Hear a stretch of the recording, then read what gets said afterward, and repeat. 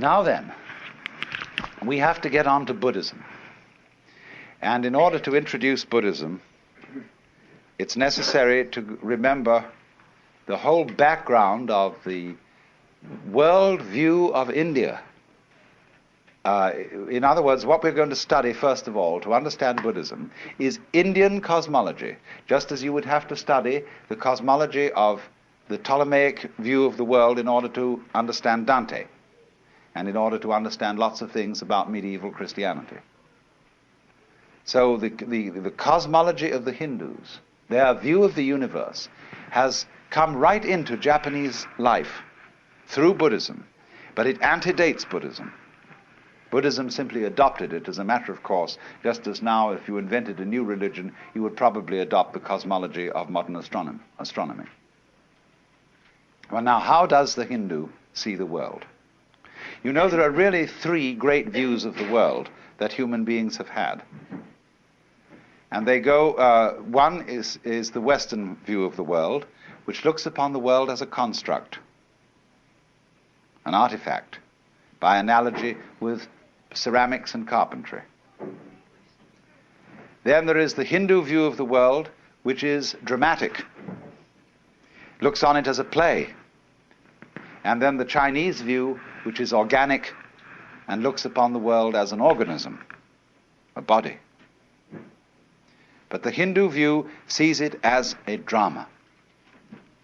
And it's simply this: there is what there is, and always was and always will be, which is called the self. That in Sanskrit is Atman, A-T-M-A-N. And the Atman is also called Brahman. Brahman, from the root bri, to grow, to expand, to swell,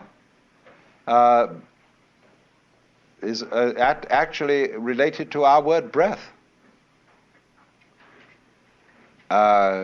So, Brahman, the self, according to the Hindu view, plays hide and seek with itself for always and always and always. How far out, how lost can you get? So here, each one of us, according to the Hindu idea, is the Godhead on purpose, getting lost for the fun of it.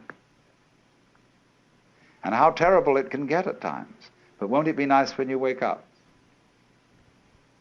That's sort of the basic idea. And I found it's an idea that any child can understand. It has great simplicity and great elegance. Now, in part of this cosmology, we must understand another feature of this conception of the universe. Not only, you remember now the kalpas, the periods of time, the yugas, the qualities of the time through which the universe goes, but there's the final thing, which are called the six worlds, or the six paths of life. And this is very important for Buddhism, although it comes from Hinduism, is represented in what is called the Bhava Chakra. Bhava means becoming, B-H-A-V-A. Chakra, C-H-A-K-R-A, means wheel. The wheel of becoming, the wheel of birth and death. And it has 6 divisions. It has the top people and the bottom people. The top people are called Deva, D-E-V-A. The bottom people are called Naraka, N-A-R-A-K-A. Devas are angels, and they are the people who are the supreme spiritual successors. The Naraka are tormented in purgatory, and they are the supreme spiritual failures. They are the poles, the happiest people and the saddest people. Then in between there comes the world of the pretas, next to the Naraka, next to the purgatory. The pretas are the frustrated spirits who have tiny mouths and enormous bellies, huge appetites, but very, very limited means of satisfying it. Then next, they come between the Narakas and the Devas at the top. Next up from the pretas are the human beings. And they are supposed to hold a middle position in the 6 worlds. Then you go up from the human beings to the Devas, and then you start coming down again. The next world is called the Ashura, and those are the wrathful spirits, the personifications of storm and all the anger and violence of nature. Next down is animals, coming between the Ashura and the purgatories again. Now all these needn't be taken literally. They are different modalities of the human mind. We are in the Naraka world when we are frustrated and in torment. When we are merely chronically frustrated, we are in the Preta world. When we are in a state of equanimity, even-mindedness, we are in the human world. When we are deliriously happy, we are in the Deva world.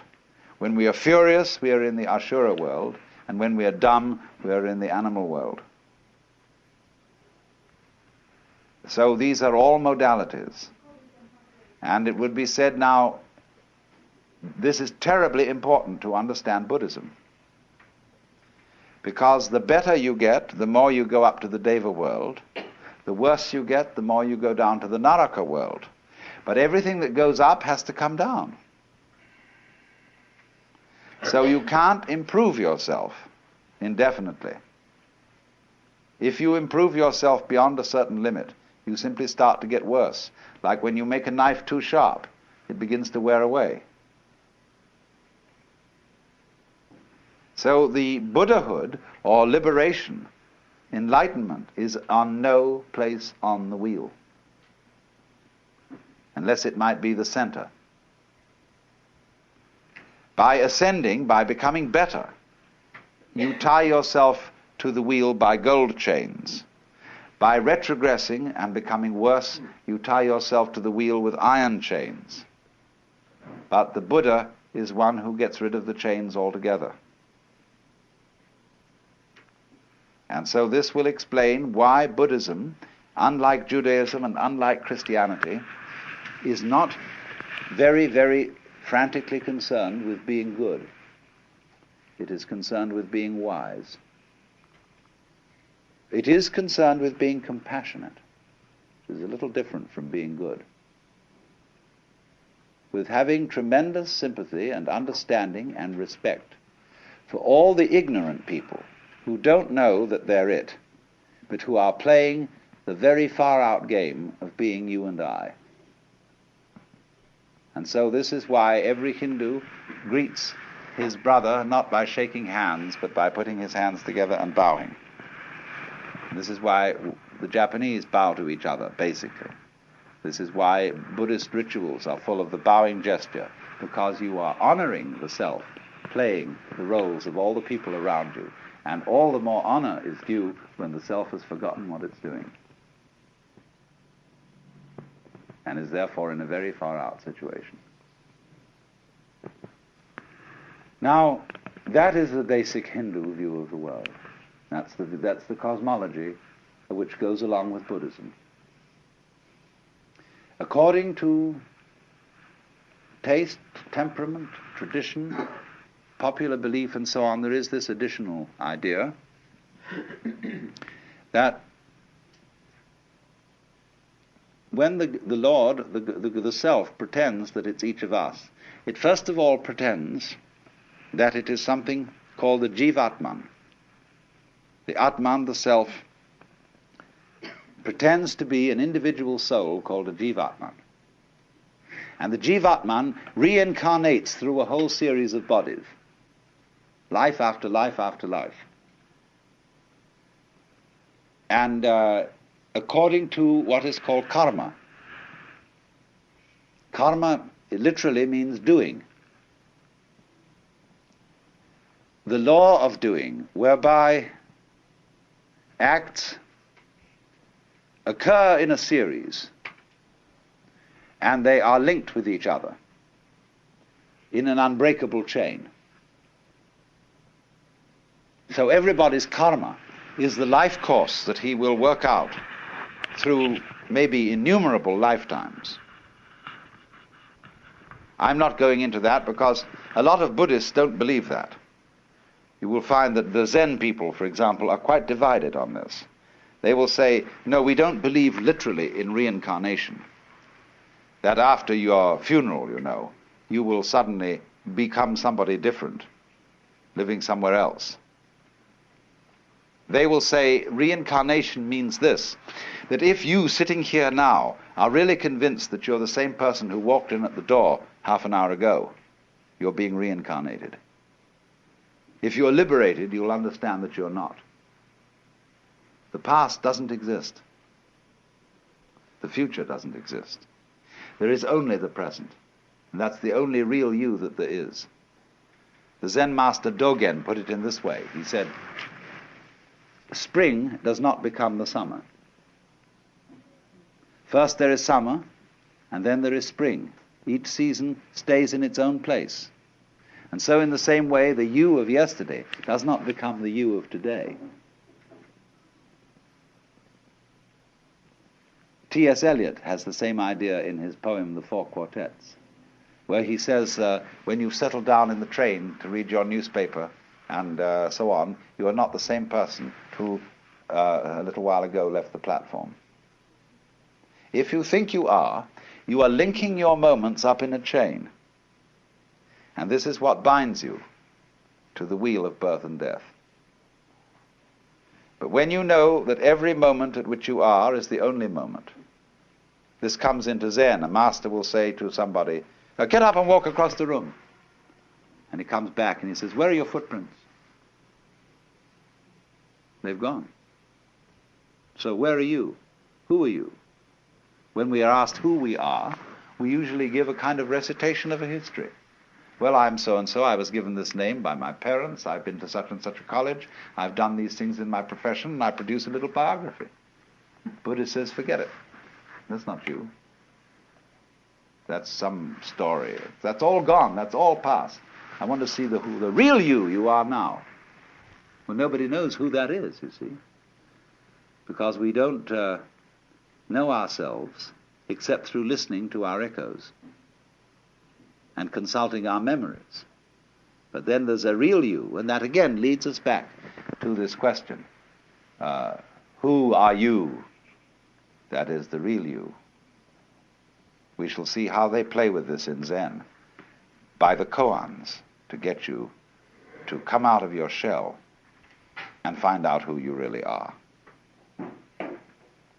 Well now, whereas in India, this worldview is tied up with a whole culture involving every circumstance of everyday life. Hinduism is not a religion in the same sense that, say, being an Episcopalian or even a Roman Catholic. Hinduism is not a religion, it is a culture. In this respect, it's more like Judaism than Christianity, because a person is still recognizable as a Jew even though they don't go to synagogue. Because there's certain cultural things that Jewish people who come of a line of Jewish parents, people who have been practicing Jews, they still continue certain ways of doing things, certain mannerisms, certain attitudes, and so they are cultural Jews instead of religious Jews. Now, Hinduism is the same sort of thing. It is a religion culture, and so it involves living in India, really, to be a Hindu. Because of the differences of climate, the differences of arts and crafts, technology, you can't be a Hindu in the full sense in Japan or in the United States. So what is Buddhism? Buddhism is Hinduism stripped for export. Now the Buddha was a reformer, you might say, in the highest sense of a reformer, someone who wants to go to the original form, or to reform it for the needs of a certain time. The word Buddha is a title, not a proper name, same way as Christ means the anointed, and it's not the surname of Jesus. So Buddha is not the surname of Gautama, it means the one who is awakened, from the root in Sanskrit Buddh, B-U-D-H, to know. The man who woke up, who discovered who he really was. Now, the thing that wherein the crucial point wherein Buddhism differs from Hinduism is it doesn't say who you are. It has no idea, no concept, and I emphasize the word idea and concept. It has no idea and no concept of God. Because Buddhism is not interested in concepts, it's interested in direct experience, and direct experience only. So from the Buddhist standpoint, all concepts are wrong. Just in the same way that nothing is really what you say it is. Is this a stool? It isn't now, it's a wastebasket.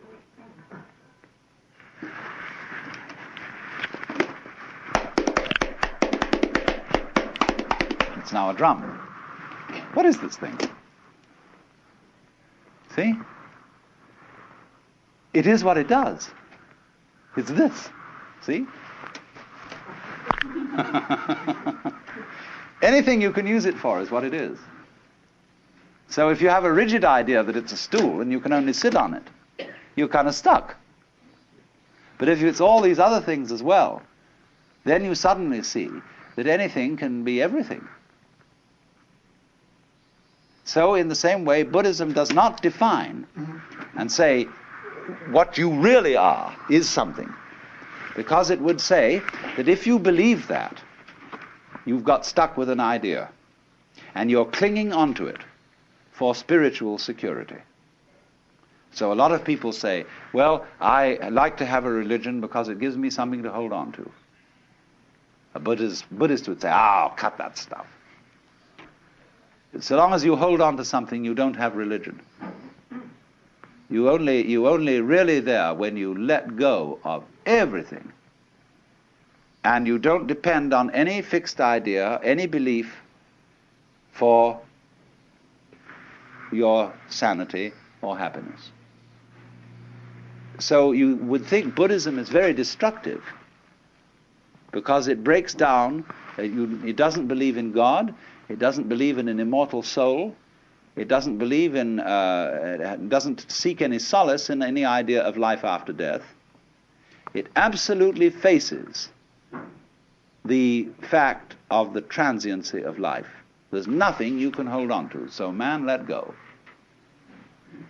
Because there's no one to hold on to anything anyway. So Buddhism is the discipline of doing that. But if you do that, you see, you discover something much better than anybody has who has a belief. Because you got the real thing. Only you can't say what it is. They say in Zen that if you're enlightened in Buddhism, you are like a dumb man who has had a wonderful dream. That is to say, when you've had a wonderful dream, you want to tell everybody what it is. But you can't, if you're dumb. See, if you can't speak. So the real thing in Buddhism, which they call nirvana, which is a sort of equivalent to moksha, nirvana means blow out. Phew! You know, the sigh of relief. Because if you hold your breath, you lose it. If you hold on to yourself, you hold on to life, or breath is the spirit, you hold on to God, rock of ages cleft for me, let me cling on to you. It's all dead. Becomes just a rock, just an idol. But let go, breathe out, and you get your breath back. That's nirvana. So the Buddhist idea is, in doctrine, the highest negativism. They characterize the ultimate reality as shunya, which means emptiness. In Japanese, ku, which is the character you use for the sky or the air. When you get an airmail envelope, to write home, the second character is ku, the air, which means emptiness. They use this to translate shunyata, emptiness. Fundamental nature of reality, the sky. But sky, you see, is not negative emptiness. The sky contains all of us. It's full of everything going on. But you can't put a nail in the sky and pin it down. So in the same way, Buddhism is saying, you don't need any gizmos to be in the know. You don't need a religion. You don't need any, even Buddha statues. You don't need any temples. You don't need any Buddhist bondieuserie, rosaries, and all that jazz. But when you get to the point that you know you don't need any of those things, that you don't need a religion at all, then it's fun to have one. Then, as it were, you can be trusted to use rosaries and ring bells and clappers and chant sutras, you see. But those things won't help you a bit. They'll just tie you up in knots if you use them as methods of catching hold of something. So every teacher of Buddhism is a debunker.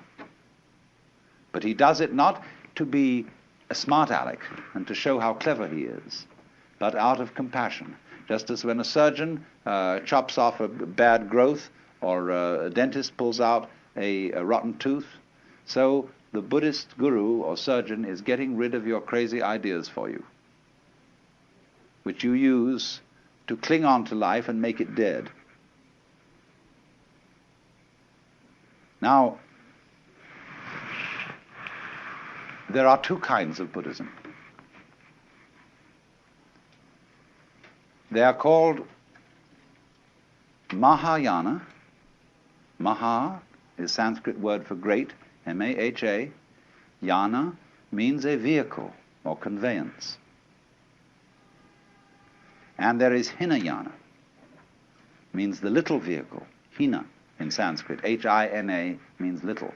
Only that's a term invented by the Mahayanists for the other people, and the other people don't like it.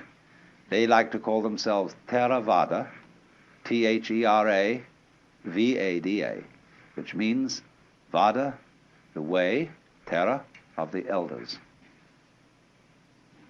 Now, Theravada Buddhism you will find in Ceylon, Burma, Thailand, Cambodia, and generally South Asia.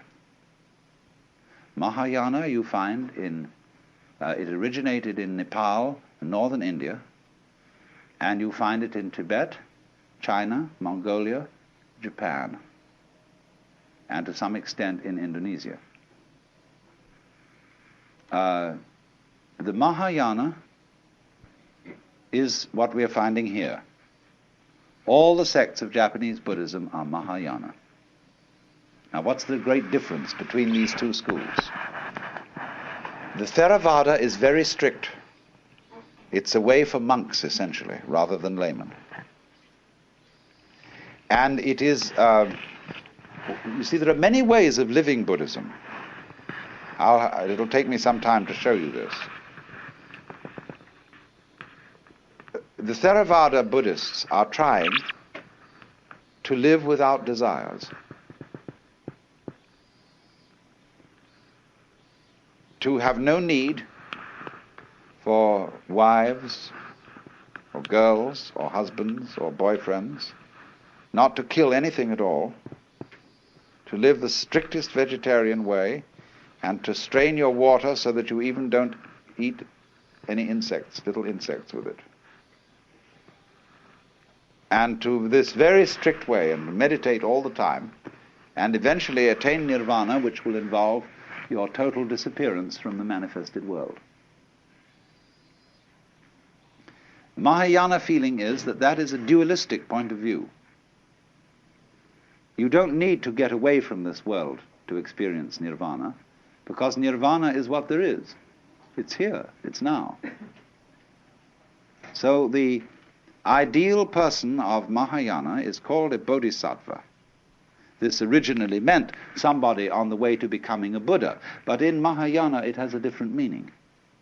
It means somebody who has become a Buddha, but has gone back into the world, in the spirit of compassion, to help all other beings to become awakened. Well, now that's an endless task. It's like filling a well with snow, Put snow into a well and never fills up. So when at the Zen monastery, they've said their homage to the Buddha, the Dharma, that's say the Buddha's doctrine or method, and the Sangha, the order of followers of the Buddha, then they take 5 vows. And one of them is, however innumerable sentient beings are, I vow to liberate them all. Well, so you see there's no end to that. Never comes a time when all sentient beings are liberated. But actually, from the standpoint of one who is a Buddha, he sees everybody as liberated. In other words, if I were to be a Buddha, I wouldn't say, now look everybody, I'm a Buddha, and I'm more experienced than you, and I know more than you, and you owe me respect on that account. On the other hand, I would see you all as being exactly right where you are. All of you Buddhas, and even those of you who don't know it, it would be right for you not to know it at this moment. In talking about Buddhism in past seminars, I explained that it's absolutely fundamental to an understanding of Buddhism to recognize that its whole method of teaching is dialectic. That is to say, it consists of a dialogue between a teacher and a student. And the method of this dialogue is called upaya, that is to say, skillful means used by the teacher to bring about the enlightenment of the student. The word upaya meaning expert pedagogy in teaching, but meaning deceit when used in a political context. And since Buddhism is a dialogue, what you ordinarily understand as the teachings of Buddhism are not the teachings of Buddhism. They are simply the opening gambit or the opening process of this dialogue. And the point being that Buddhism is not a teaching. Its essence consists in a certain kind of experience, in a transformation of consciousness which is called awakening or enlightenment, which involves our seeing through or transcending the hoax of being a separate ego. And so a Buddhist does not have the same tendency that a Christian has to want to find out what his faith is by going back to the most original sources. There has always been a tendency in Christianity to ask, what did Jesus really teach? What is the pure New Testament, uncorrupted by theologians and by scribes who inserted things into the mouth of the master? It does not occur to Buddhists to have this attitude because of this dialectic pattern. You see,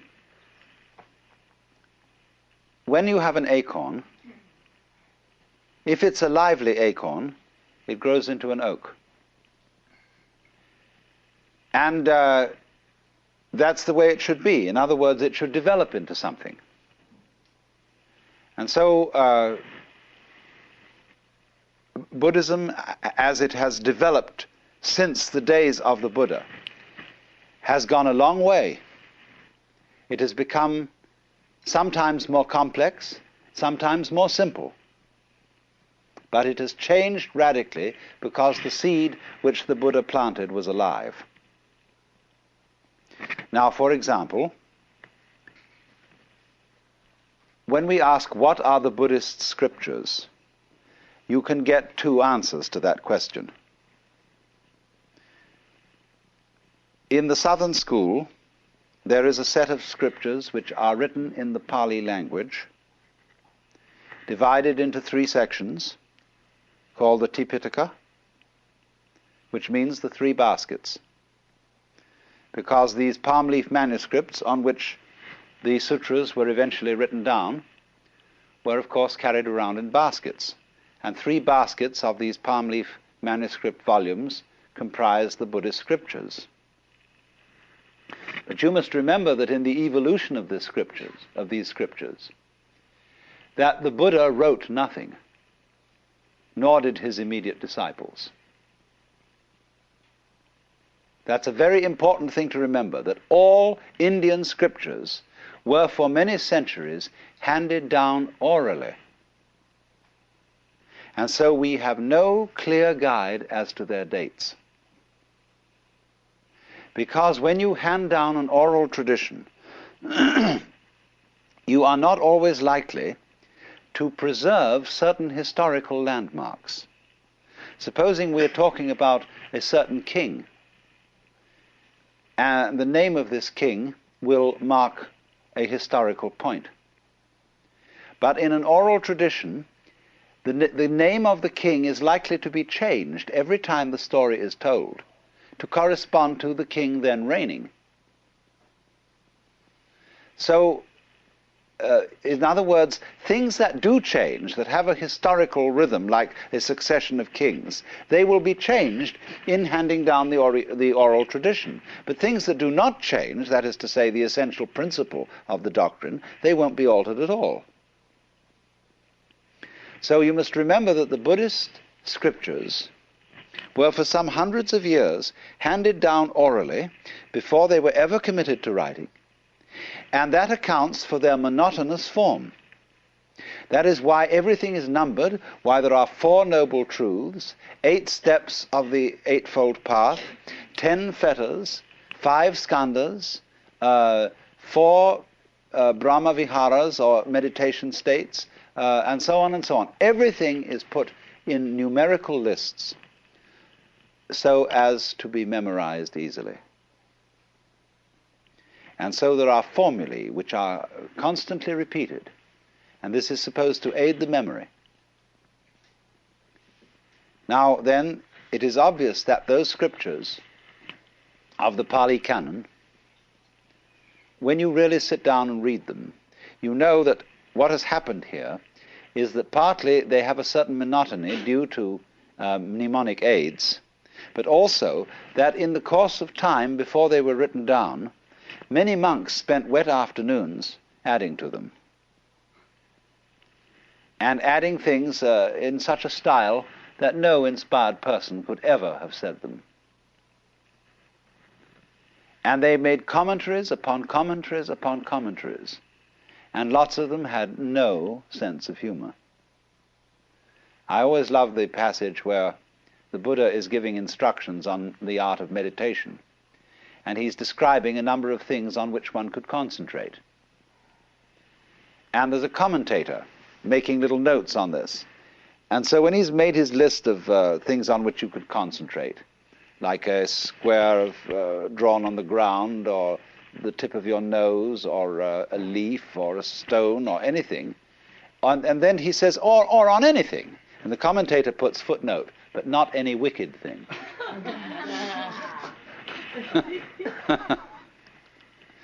I mean, that's professional clergy for you, the world over. So this sort of thing has obviously happened. But you must remember that this is not, this accumulation, this attribution of one's own writings to the Buddha is not done in a dishonest way. It would be dishonest today with our standards of literary historicity and correctness. It would be very wrong of me to forge a document and pretend that it was written by some very venerable person, say by Dr. Suzuki or by Goethe. But centuries ago, both in the West and in the East, it was considered quite immoral to publish any book of wisdom under your own name.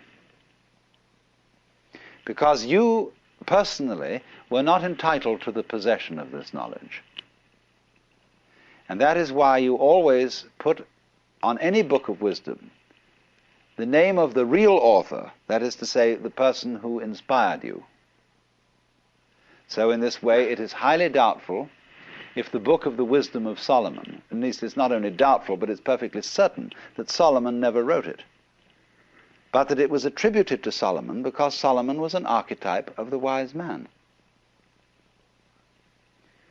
So in the same way, when for centuries various Buddhist monks and scholars wrote all kinds of sutras, scriptures, and ascribed them to the Buddha, they were being properly modest. They were saying, these doctrines are not my doctrines. They are the doctrines that proceed from the Buddha in me, and therefore they should be ascribed to Buddha. And so over and above the Pali canon, there is an enormous corpus of scriptures written originally in Sanskrit and subsequently translated into Chinese and Tibetan. We have very inadequate manuscripts of the original Sanskrit, but we have very complete Chinese and Tibetan translations. And so it is primarily from Chinese and Tibetan sources that we have the Mahayana canon of the scriptures over and above the Theravada canon, which is written in the Pali language. Pali is a softened form of Sanskrit, whereas in Sanskrit one says nirvana, in Pali one says nibbana. Sanskrit says karma, Pali says kamma. Sanskrit says dharma, Pali says dhamma. It's very, very similar language, but it's softer in its speech, articulation. Now, it's in general feeling among scholars of the West that the Pali scriptures are closer to the authentic teachings of the Buddha than the Sanskrit ones. And so, with our Christian background and approach to scriptures in general, the West has built up a very strong, you might say, prejudice in favor of the authenticity of the Theravada tradition as against the Mahayana tradition. Whereas the Mahayanists put it this way. They say that they have a hierarchy of scriptures. One for very simple-minded people.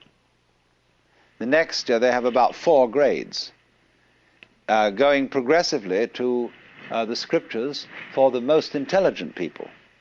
And they say that the Buddha preached that to his intimate disciples first. And then slowly, as he reached out from the most intimate group to others, he came down to what is now the Pali Canon, as the scriptures for the biggest dunderheads. But that the ones that he preached first were not revealed until long, long after his death. So they have no difficulty in making a consistent story about the fact that the scriptures in Sanskrit represent a level of the historical evolution of Buddhist ideas that, from our point of view, could not possibly have been attained in the Buddha's lifetime. But you see, they say, though that the latest revealed was actually the first taught to the in-group. Well, you've got to make allowances for these differences in points of view and not entirely project Western standards of historical and documentary criticism onto Buddhist scriptures. Because, as I said, it is in the essence of Buddhism to be a developing process, because it is a dialogue. So then, you can see the initial steps of the dialogue in our earliest, or presumed earliest, records of Buddhism. In the Four Noble Truths, where you have it put out that the problem which Buddhism faces is suffering. This word dukkha, which we translate suffering, is the opposite of sukha. Sukha means what is sweet and delightful.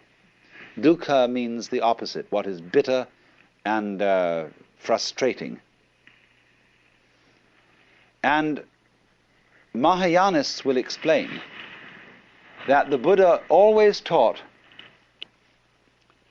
by a dialectical method. That is to say, when people were trying to make the goal of life the pursuit of sukha, that is to say, the pursuit of happiness, he counteracted this wrong view by teaching that life is essentially miserable. When people thought, for example, that there is a permanent and eternal self in each one of us, and clung to that self, the Buddha, in order to counteract this one-sided view, taught the other extreme doctrine that there is no fixed self in us, no ego.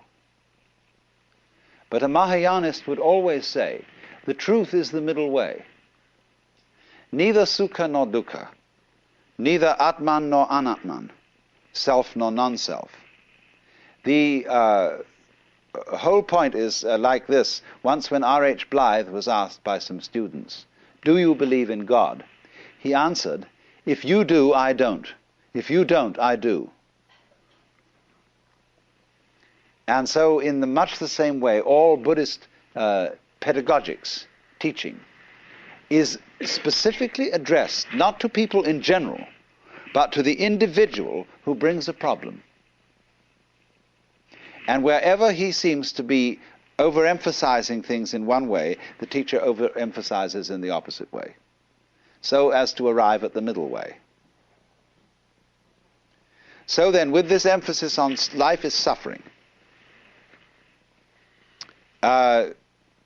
it's simply saying,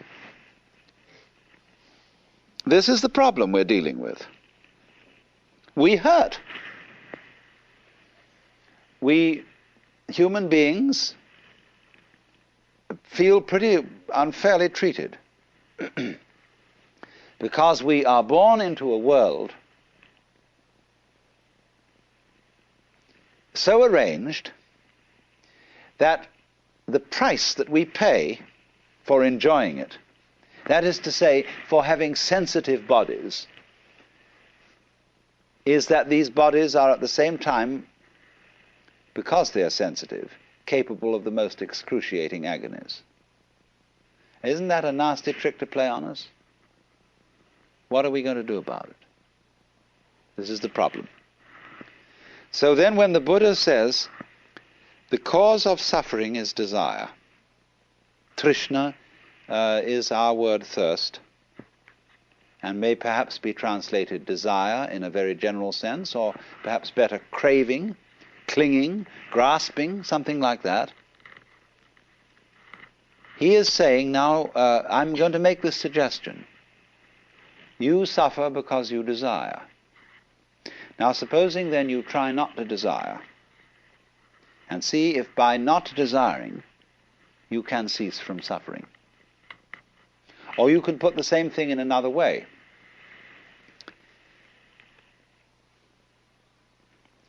You can say to a person, it's all in your mind. There is nothing either good or ill, but thinking makes it so. And therefore, if you can control your mind, you've nothing else that you need control.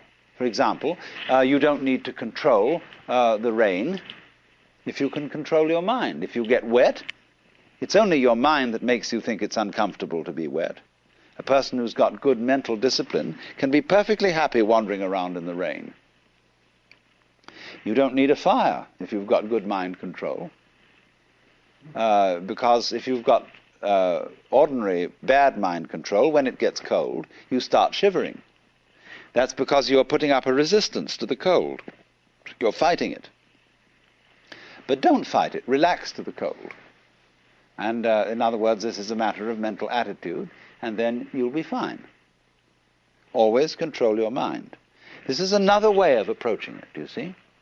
Now then, as soon as the student begins to experiment with these things, he finds out that it's not so easy as it sounds. Not only is it very difficult not to desire, not only is it very difficult to control your mind, but there's something phony about the whole business. And this is what you're intended to discover. That namely, when you try to eliminate desire in order to escape from suffering, you desire to escape from suffering. You are desiring not to desire. In other words, I'm not merely playing with logic. I'm saying that a person who is escaping from reality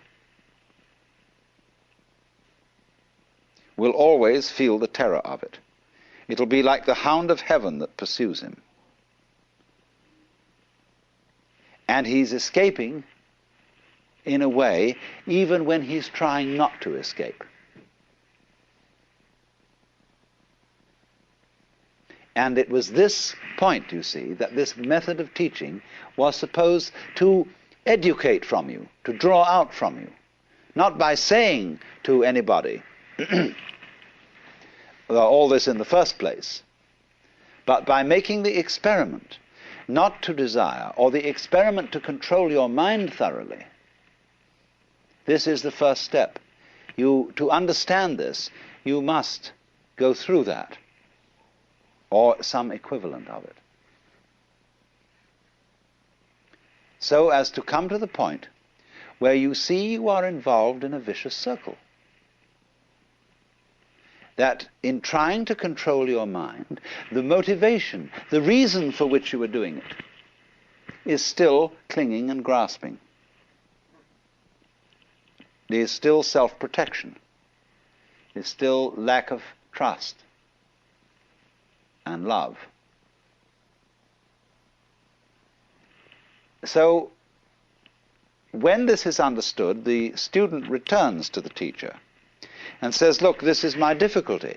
I cannot eliminate desire because that itself, my effort to do so, is itself desire.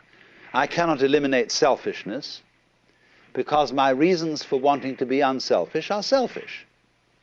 As one of the Chinese Buddhist classics puts it, when the wrong man uses the right means work in the wrong way. Now, the right means are all the traditional disciplines. And you're going to use them. You see, you're going to practice zazen or whatever and make yourself into a Buddha. But you see, if you're not a Buddha in the first place, you can't become one because you'll be the wrong man. You're using the right means, but because you're using them for a selfish intent or a fearful intent, you're afraid of suffering and you don't like it and you want to get out of it, you want to escape. All these, you see, are the motivations which frustrate the right means. So one is meant to find that out.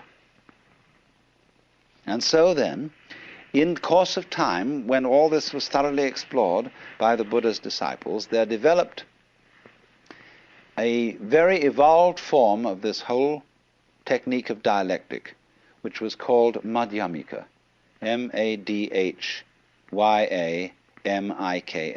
It means the middle way.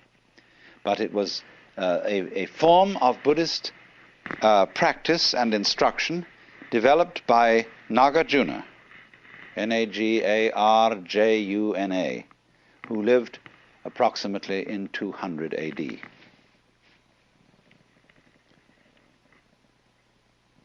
Nagarjuna's method is simply an extension and drawing to logical conclusions of the method of dialogue that already existed, except that Nagarjuna took it to an extreme. And his method is simply this: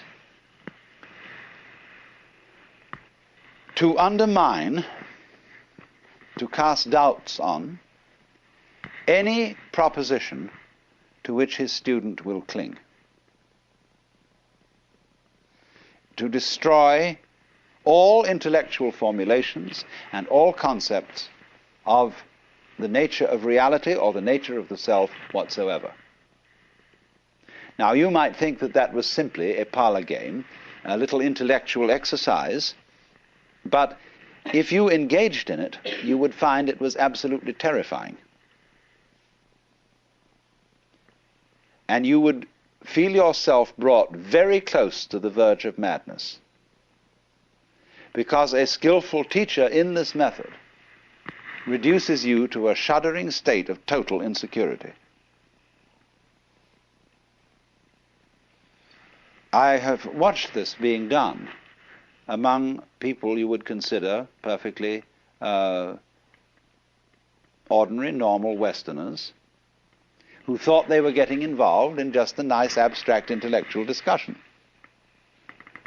But then finally the teacher, as the process goes on, discovers in the course of the discussion what are the fundamental premises to which every one of his students is clinging. What is the foundation of sanity? What do you base your life on? And when he has found out what that is for each student, he destroys it. He shows you that you can't found a way of life on that. That it leads you into all sorts of inconsistencies and foolishness. And the student turns back to the teacher and says, well, it's all very well for you to pull out all the carpets from under my feet. What would you propose instead?